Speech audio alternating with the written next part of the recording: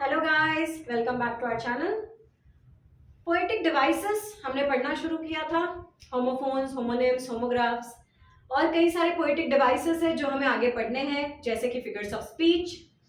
उसी में से एक चीज है जिसे कहते हैं हम rhyming words and rhyming scheme of a poem. Rhyming words हम बहुत बचपन से पढ़ते आ रहे हैं। राइमिंग वर्ड्स क्या होते हैं?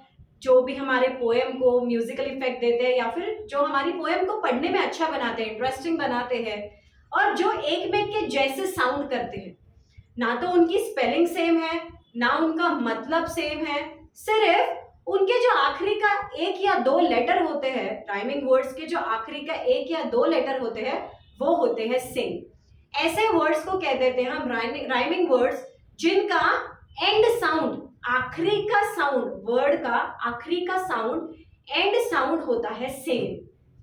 सो राइमिंग वर्ड्स ऐसे वर्ड्स हैं जिनका एंड साउंड सेम होता है। दूसरी चीज, उनका लास्ट लेटर या आखिरी के दो तीन लेटर या आखिरी के दो लेटर ये होते हैं सेम। लास्ट और लास्ट टू और लास्ट टू थ्री, अब डिपेंड भी करता है कौन से राइमिंग वर्ड्स है। राइमिंग वर्ड्स के अकॉर्डिंग फिर वो होता है कि आखिरी लेटर सेम है या आखिरी दो लेटर सेम है या आखिरी दो तीन लेटर सेम है, इट डिपेंड्स। सो सेम होते हैं, आखिरी का साउंड सेम होता है और आखिरी के दो तीन या एक लेटर सेम होते हैं और जो हमारी पोएम को एक म्यूजिकल इफेक्ट देने का काम करते हैं, इंटरेस्टिंग बनाते हैं, ऐसे वर्ड्स को हम कहते हैं राइमिंग वर्ड्स। कुछ मैंने यहाँ पे पोएम लिखी है छोटी छोटी, तो उनमें कुछ राइमिंग वर्ड्स है, हम ढूंढने की कोशिश करेंगे। Roses are red, violets are blue, I am out of my head with thinking of you. Red head सुनने में सेम लग रहे, रेड हेड, तो एंड साउंड जो है रेड हेड, जो एंड साउंड है ड का, वो सेम है दोनों में, तो ऐसे वर्ड्स को हम कह देंगे राइमिंग वर्ड्स। यहाँ पे आखिरी का लेटर भी सेम है, डी डी, तो रेड हेड ये हो गई राइमिंग वर्ड्स की जोड़ी। और एक जोड़ी ढूंढते हैं, ब्लू यू। तो यहाँ पे अब नेसेसरी नहीं है कि आखिरी का लेटर सेम होगा, कुछ ऐसे भी राइमिंग वर्ड के पेयर होते हैं जिनमें इट इज नॉट नेसेसरी कि लास्ट लेटर या लास्ट दो लेटर्स सेम होंगे। ये वैसी एक राइमिंग वर्ड्स की जोड़ी है, blue you.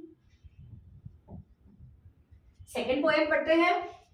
A little girl fell on her knee. She began to cry. Her mom didn't know why until she said, "Ui." So देखो, cry why. यहाँ पे लास्ट लेटर सेम है, नी उई। यहाँ पे लास्ट दो लेटर सेम है, डबली डबली। तो ऐसे जो पेयर्स होते हैं उन्हें कहते हैं हम राइमिंग वर्ड्स, जैसे कि कुक बुक टुक लुक, कुक बुक टुक लुक। अभी देखा हमने क्राई वाई बाय, ऐसे जो वर्ड्स है से डे गे हे, तो ऐसे जो सारे वर्ड्स होते हैं उन्हें कह देते हैं हम राइमिंग वर्ड्स। अब इन राइमिंग वर्ड्स की पोएम में या फिर पोएम के स्पेशली एक स्टांजा में, एक पैराग्राफ में, पोएम्स अगर कोई लिखा हुआ टेक्स्ट होता है तो उसे हम पैराग्राफ कह देते हैं। पोएम्स में यूजुअली हम स्टांजास कहते हैं। तो एक स्टांजा में राइमिंग वर्ड्स कैसे लोकेट किए हुए, किस पोजीशन पे बैठे हुए, उसके ऊपर डिसाइड होती है पोएम की राइमिंग स्कीम। अब दोस्तों, जो पोएम की राइमिंग स्कीम होती है वो पर स्टांजा होती है। पूरे पोएम की अगर हमें लिखनी है, पूरे पोएम में अगर चार अलग अलग स्टांजास है, मतलब चार अलग अलग पैराग्राफ्स है, तो चार पैराग्राफ्स की अलग अलग राइमिंग स्कीम आएगी।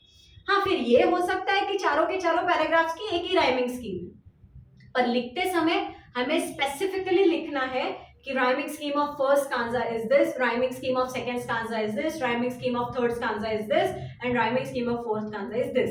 चारों की चारों सेम हो सकती है, या फिर अगर ऐसी केस में है कि चारों के चारों स्टांजास की राइमिंग स्कीम सेम है, तो उस टाइम पे हम बोल सकते हैं कि rhyming scheme of poem is this.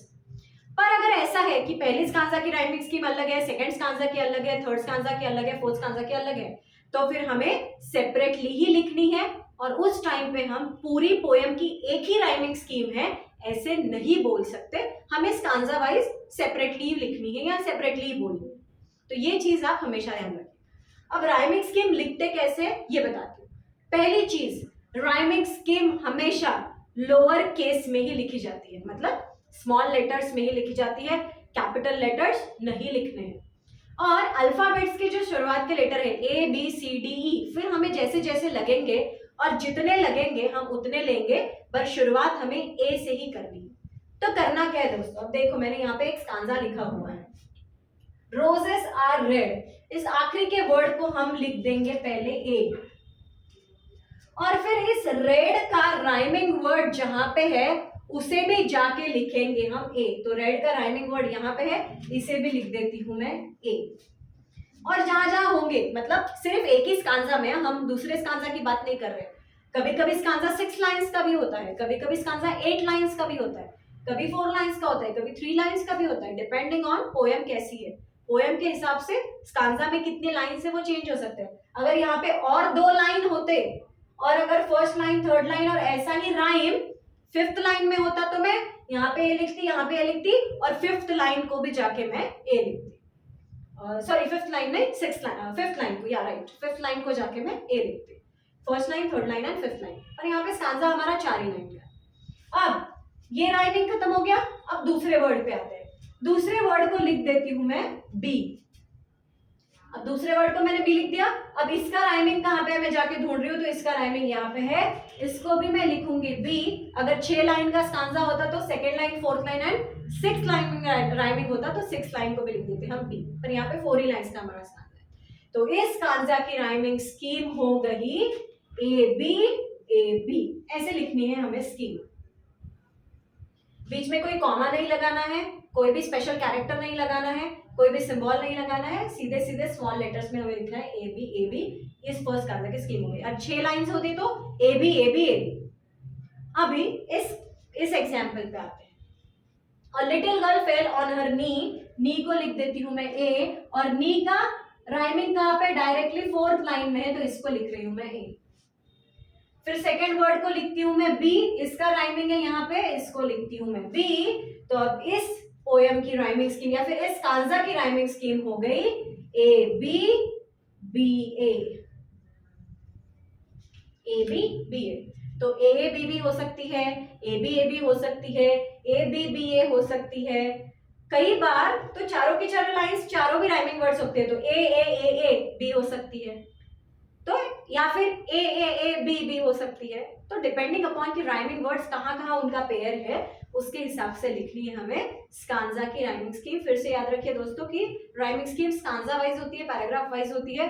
कई बार पूरे पोएम की सेम होगी, ये नेसेसरी नहीं है, stanza wise it can be different, तो हमें डिफरेंट लिखनी है। तो ये थे rhyming words and rhyming scheme. Poems में काफी ज्यादा काम में आते हैं। कई बार सीन अनसीन पोएम्स जो हमारी होती है एग्जाम्स में की, उनमें राइमिंग वर्ड्स राइमिंग स्कीम के बारे में पूछा जाता है। हम जब भी पोएम का एप्रिसिएशन लिखते हैं उसमें भी हमें राइमिंग वर्ड्स राइमिंग स्कीम लिखना होता है।